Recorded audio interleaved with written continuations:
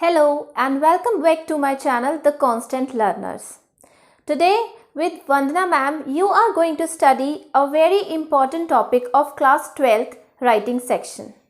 जैसा कि हम जानते हैं और मैंने अपने YouTube चैनल पे भी वीडियो अपलोड किया है कि 12th का जो सिलेबस है वो राइटिंग सेक्शन में भी बहुत ज़्यादा चीज़ें डिलीट हुई हैं, जैसे कि डिबेट हमारे सिलेबस में नहीं है, अब स्पीच हमारे सिलेबस में नहीं है अब, और अगर हम नोट मेकिंग की बात करें तो नोट मेकिंग और एंड समराइजिंग भी हमारे सिलेबस से हट चुका है।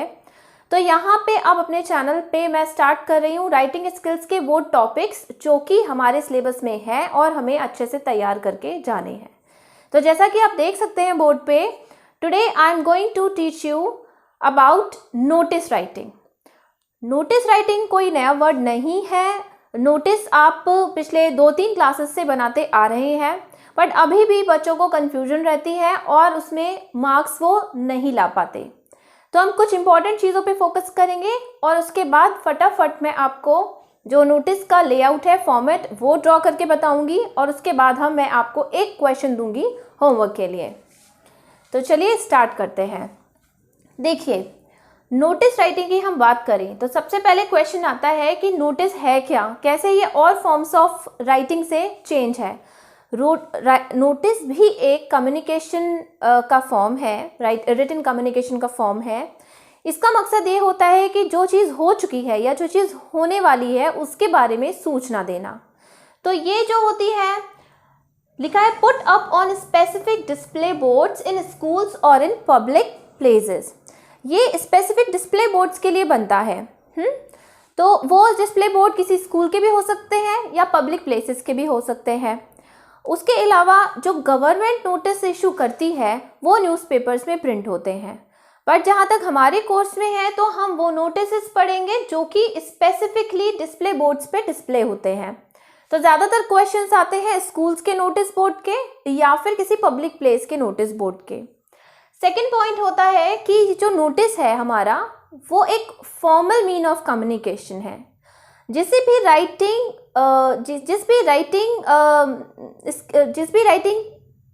क्या कहते हैं उसे, जिस भी पीस ऑफ राइटिंग के साथ हमारा वर्ड फॉर्मल जुड़ जाता है तो वहाँ पे बहुत ज़रूरी हो जाता है उसके प्रॉपर फॉर्मेट और लेआउट को समझना।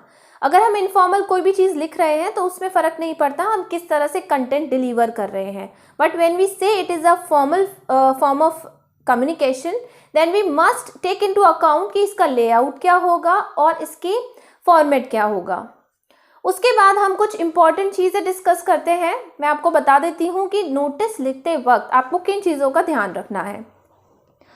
Use formal but simple language. आपको पूरे नोटिस में कहीं भी अपनी क्रिएटिविटी नहीं दिखानी है, आपको सिंपल और फॉर्मल लैंग्वेज यूज़ करनी है, क्योंकि यहाँ पे वर्ड लिमिट बहुत कम होती है। वर्ड लिमिट 50 वर्ड्स होती है और उस 50 वर्ड्स के अंदर ही आपको अपनी सारी इंफॉर्मेशन जो है वो देनी है पब्लिक को। Second point is right in the third person. आप जब नोटिस लिखेंगे तो आप आई करके नहीं लिखेंगे, आई करके नहीं लिखेंगे, आप एज अ थर्ड पर्सन लिखेंगे, यानी आप वी का यूज़ कर सकते हैं। अगर कोई स्कूल एनुअल फंक्शन ऑर्गेनाइज कर रहा है और वो स्कूल में लगा रहा है तो वी आर ऑर्गेनाइजिंग, ठीक है, नॉट आई एम ऑर्गेनाइजिंग, या ऑर्गेनाइजेशन का नाम कि Radha Madhav public school is organising, तो you always use third person. I you नहीं यूज करेंगे इसमें, यहाँ पे थर्ड पर्सन यूज करेंगे। Third thing is follow word limit. In CBSE board examination it is very important to follow word limits very strictly, क्योंकि अगर आप word limit को एक्सीड करेंगे तो भी आपके नंबर डिडक्ट होंगे, कम रहेगा तो भी इंप्रेशन नहीं पड़ेगा। तो आपको पता होना चाहिए कि जब आप नोटिस लिखना स्टार्ट कर रहे हैं तो आपको 50 वर्ड्स की वर्ड लिमिट को फॉलो करना है। तो you have to be very concise and precise, यानी पॉइंट टू पॉइंट जितने कम शब्दों में आप अपनी बात कह सकते हैं आपको अपनी बात कहनी है। फिर आ जाता है put it in a box. मैं हमेशा अपने स्टूडेंट्स को इस चीज़ के लिए सबसे पहले टोकती हूँ कि आप नोटिस बनाएं, उसको एक बॉक्स में ज़रूर इनक्लोज करें। अगर आपने उसको बॉक्स में क्लोज नहीं किया तो जो टीचर चेक कर रहा है आपकी कॉपी, वो देखते ही समझ जाएगा कि आपको फॉर्मेट का पता नहीं है, और फिर जब आपको फॉर्मेट का ही नहीं पता नोटिस जैसी चीज़ का, तो फिर आपने अंदर क्या ही लिखा होगा। और इस वजह से अगर आपका कंटेंट अच्छा भी है तब भी आपके नंबर डिडक्ट हो जाते हैं। So do not forget to make a box. ठीक है, आपका सारा नोटिस जो है वो एक बॉक्स के अंदर ही रहेगा, जैसे कि हमारे क्लासिफाइड एडवर्टीजमेंट्स में रहता था।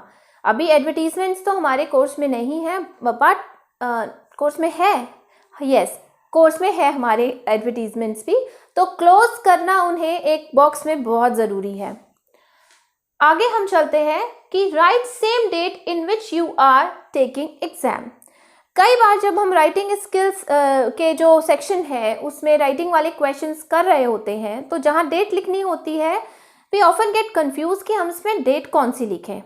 तो आप ये चीज़ दिमाग में रखें, जब आप नोटिस लिख रहे हैं या कोई और भी पीस ऑफ राइटिंग लिख रहे हैं तो आप डेट वही यूज़ करें। अगर क्वेश्चन में डेट दी गई हुई है तो वेरी गुड। इन केस अगर क्वेश्चन में डेट नहीं दी गई है, मेंशन नहीं हुई है, तो आप वो डेट यूज़ करेंगे जिस डेट पे आप अपनी परीक्षा दे रहे हैं, एग्ज़ाम दे रहे हैं अपना। ठीक है, अब हम बात करते हैं कि नोटिस के इम्पोर्टेंट पार्ट क्या है। जब मैं आपसे नोटिस की बात कर रही हूँ तो ऐसा नहीं है कि being a class 12th student आप बिल्कुल अनफेमिलियर है नोटिस के बारे में, नहीं। बहुत सी चीज़ें आपको पहले पता होंगी, बहुत सी चीज़ें आप अभी पता कर रहे होंगे, लेकिन जब हम इसका लेआउट, जब इसका फॉर्मेट मैं ड्रॉ करूँगी और जब आपको क्वेश्चन दिखाऊंगी एक सैम्पल, तो आपके मन में जो डाउट्स हैं वो क्लियर हो जाएंगे।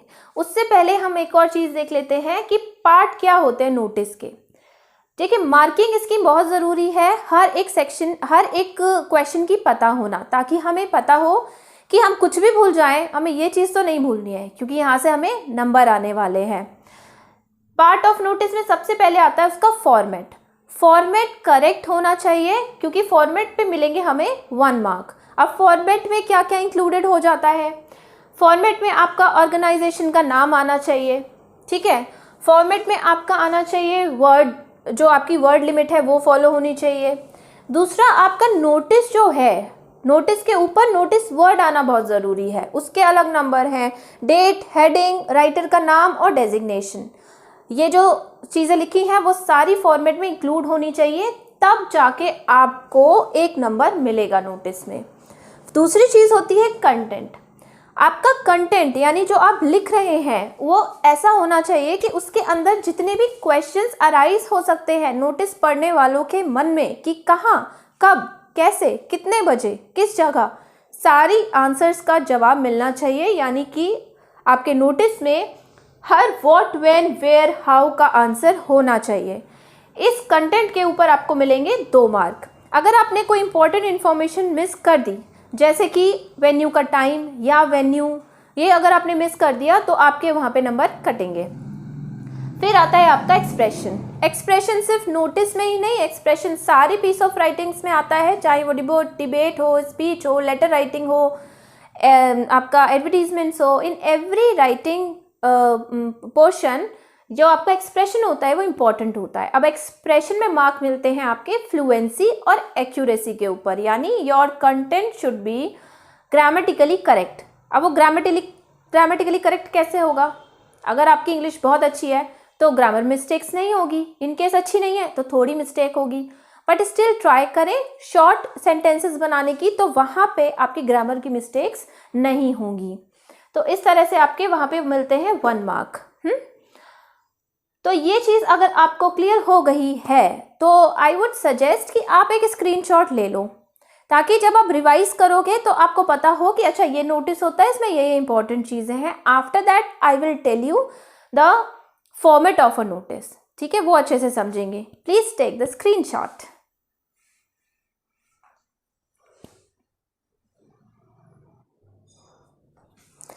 हाँ जी, तो बाकी स्क्रीनशॉट के बाद अब हम देखते हैं format of the notice. Format में आप देखिए, सबसे पहले मैंने बॉक्स बनाया है। हाँ, जब हम नोटिस बनाएंगे, नोटिस लिखेंगे, आप पहले बॉक्स बनाए चाहे बाद में बॉक्स बनाए, बॉक्स शुड बी हेयर। फिर आपने लिखना है नेम ऑफ द इंस्टीट्यूशन और ऑर्गेनाइजेशन, यानी जो भी इंस्टीट्यूशन या ऑर्गेनाइजेशन इशू कर रही है नोटिस वो आपका टॉप पे आएगा। उसके बाद यहाँ पे नोटिस लिखना है in capital, don't forget to write it in capital, क्योंकि अभी मैंने बताया था कि फॉर्मेट में इसके नंबर है, सेपरेट नंबर है। Then we have date, don't forget to write the date. Date के बाद हेडिंग, अब हेडिंग में क्या लिखना है, हेडिंग में लिखना है कि नोटिस है किस बारे में, जिस बारे में नोटिस है वही हेडिंग हो जाएगी। For example, if Radha Madhav public school is going to organise annual function, तो हेडिंग हो जाएगी एनुअल फंक्शन। ठीक है, बस इतना ही। जैसे और या फिर कोई नोटिस है अगर सोसाइटी मीटिंग के बारे में, तो नोटिस की हेडिंग हो जाएगी सोसाइटी मीटिंग, ताकि पता चले पढ़ने वाले को कि नोटिस इससे रिलेटेड है। फिर आ जाता है हमारा कंटेंट। कंटेंट हम स्टार्ट करते हैं हमेशा इस लाइन से, this is to inform, because the main purpose और objective of writing a notice is to inform people about something that is about to happen or that has been happened। उसी content में जो भी अगर meeting की बात हो रही है, एनुअल फंक्शन की बात हो रही है, तो वो किस डेट को है, टाइम को है, वेन्यू को है, वो आप सेंटेंस में लिखने की बजाय आप पॉइंट्स में भी लिख सकते हैं। इससे आपकी वर्ड लिमिट सेव होगी, वर्ड्स आपके सेव होंगे, वर्ड लिमिट आप एक्सीड नहीं करेंगे। जब आप एंड करेंगे नोटिस का तब आप ये लाइन यूज़ करें, for further details contact the undersigned. उसके बाद साइन होंगे, जिसने भी नोटिस इशू किया है नेम होगा उसका और डेजिग्नेशन, यानी जो पर्सन इशू कर रहा है नोटिस, मान लीजिए अगर किसी स्कूल का सेक्रेटरी है, स्कूल का प्रिंसिपल है या वाइस प्रिंसिपल है, तो उनकी तरफ से नोटिस जा रहा है, तो यहाँ पे उनके नाम, सिग्नेचर और डेजिग्नेशन होगा। तो दिस इज़ द फॉर्मेट। अगर ये फॉर्मेट आपने अपने दिमाग में छाप लिया तो आप कंटेंट तो 3-4 लाइन का आप क्वेश्चंस देख देख के भर ही देंगे, और तब आपकी गारंटी हो जाएगी कि आपको 4 में से 3.5 तो मिलेंगे ही मिलेंगे। 4/4 भी मिल सकते हैं, बट वो आपकी ग्रामर कितनी अच्छी है उस पर डिपेंड करता है, आपकी राइटिंग कितनी प्रेजेंटेबल है उस पर भी डिपेंड करता है। बट ये मेन इंग्रेडिएंट्स हैं एक नोटिस के, जिनको आपको अपने दिमाग में छाप लेना है और बोर्ड में अच्छे से लिख के आना है। तो अब आप इसका भी स्क्रीनशॉट ले लो, और उसके बाद मैं आपको एक सैम्पल क्वेश्चन दिखाऊंगी यहाँ पे। Please take the screenshot.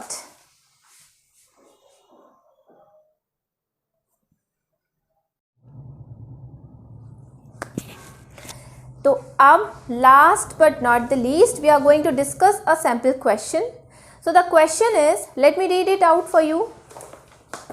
देखिए क्वेश्चन है,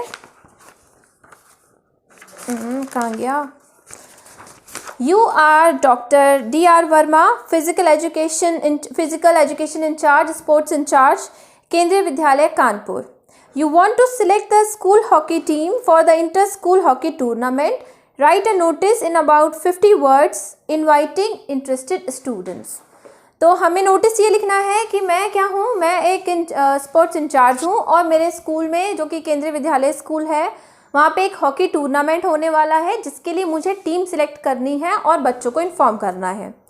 तो जो फॉर्मेट मैंने आपको बताया था उसमें सिर्फ मैंने उस फॉर्मेट के ऊपर जो कंटेंट है वो भर दिया है। कितना इजी हो गया हमारे लिए नोटिस बनाना, अगर आप वेल अवेयर हैं फॉर्मेट के बारे में। तो केंद्रीय विद्यालय कानपुर, क्योंकि इस स्कूल का नोटिस है, नोटिस लिखा हमने कैपिटल लेटर्स में। उसके बाद heading, selection of hockey team, फिर हमने लिखा डेट, डेट के बाद हमारा कंटेंट शुरू। कंटेंट में फर्स्ट लाइन हमने वही उठाई, this is to inform you. कुछ पोर्शन हमने क्वेश्चन से एक्सट्रैक्ट कर लिया। अब मैं आपको एक ट्रिक बताती हूँ। If you are good in forming sentences, आप एक अच्छे स्टूडेंट, मतलब आपकी इंग्लिश पे पकड़ है, तो आपके लिए इतनी मुश्किल नहीं है, क्वेश्चन पढ़ा और लैंग्वेज बना दी। बट इन केस आपके ग्रामेटिकल मिस्टेक होने के चांसेस बहुत ज़्यादा हैं, so what you can do, question पढ़ो और उसमें से मेन लाइन उठा के कंटेंट में डाल दो, बट फॉर्मेट यही रखना। तो लिखा हमने, this is to inform that the trials for the selection of school hockey team for school hockey tournament will be conducted on 10th April 2020. Interested student must report before 28th March. Here are the date, time, venue. For further details, contact the undersigned. Contact Dr. D.R. Verma. यहाँ पे मैंने R. Verma लिख दिया, doesn't make any difference. Then sports incharge, उनकी designation और signature. इस तरह से अगर आप नोटिस लिखेंगे तो you will definitely get 4 out of 4 और एटलीस्ट 3.5 अनटिल एंड अनलेस कि चेक करने वाले टीचर का मूड अच्छा हो, क्योंकि ऑब्वियसली आपके टीचर जो चेक कर रहा है कॉपी, उसकी मेंटल स्टेट, उसकी साइकोलॉजी बहुत मायने रखती है जब वो कॉपी चेक करता है उस वक्त। तो वहाँ पे आधा नंबर कहाँ जाता है, आता है, we can not we can not give any excuse और रीज़न फॉर दैट, मांग भी नहीं सकते, दे भी नहीं सकते। तो मान के चले कि 4 में से अगर 3.5 आपके आ रहे हैं तो वो भी अच्छे हैं, 4 आउट ऑफ 4 आ रहे हैं तो आप लकी हैं। बट आपको ये सब चीज़ें ध्यान रखनी है और इसके साथ ही आपका नोटिस कर दिया complete. If you have any queries, जो कि होंगी ही, कोई भी टॉपिक पढ़ते हैं तो क्वेश्चंस तो बनते हैं ना, तो वो क्वेश्चंस आप चैट बॉक्स में डाल दीजिए, मैं ज़रूर इंडिविजुअली रिप्लाई करूँगी। और इसी के साथ अब मैं ये जो लेक्चर है वो ख़त्म करती हूँ। नेक्स्ट वीडियो में आपसे फिर से मिलूँगी राइटिंग स्किल के किसी नए टॉपिक के साथ। तो 12th में बोर्ड की प्रिपरेशन के लिए बने रहिए वंदना शर्मा के साथ। All the best, keep preparing.